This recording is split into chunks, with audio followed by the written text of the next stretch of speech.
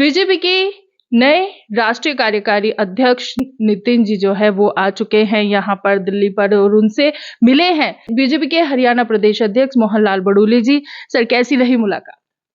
हमारे भारतीय जनता पार्टी के राष्ट्रीय कार्यकारी अध्यक्ष नितिन नवीन जी को बहुत बहुत बधाई, शुभकामना। और आज पहली मुलाकात थी और बहुत अच्छी मुलाकात रही।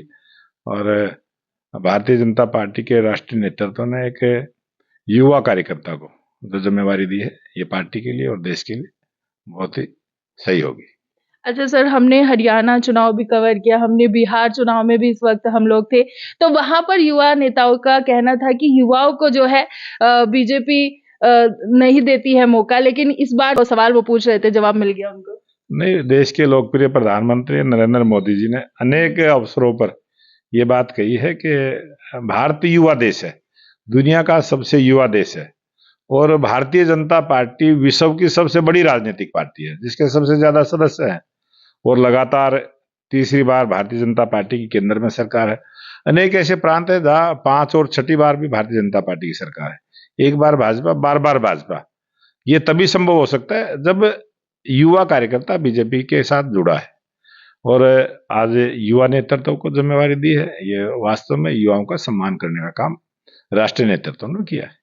अच्छा, जो हरियाणा के कार्यकर्ता हैं उन पर क्या असर देखने को मिलेगा इस चीज का?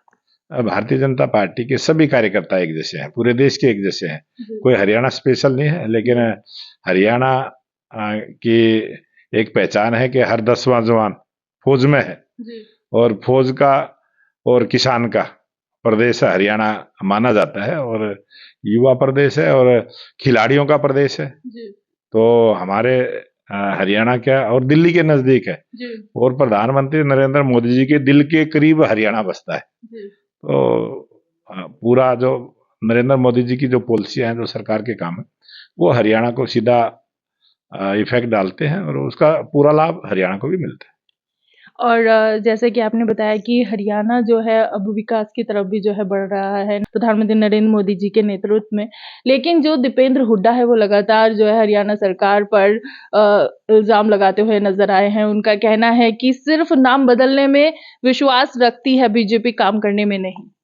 अब भारतीय जनता पार्टी की 2014 से अपने बहुमत की सरकार है और अब जब तीसरी बार का चुनाव आया तो हमारे भारतीय जनता पार्टी के हमारे राष्ट्रीय अध्यक्ष जगत प्रकाश नड्डा जी ने जो रोहतक से अपना संकल्प पत्र जारी किया था, उसमें 217 वायदे संकल्प हमने जनता से वादा किया था और 54 वायदे आज की डेट तक हरियाणा के लोकप्रिय मुख्यमंत्री नायब सिंह सैनी की सरकार ने, नायब सिंह जी ने उसको धरातल पर उतारने का काम किया, लागू करने का काम किया, सीधा लाभ गरीब को देने का काम किया, किसान को देने का काम किया।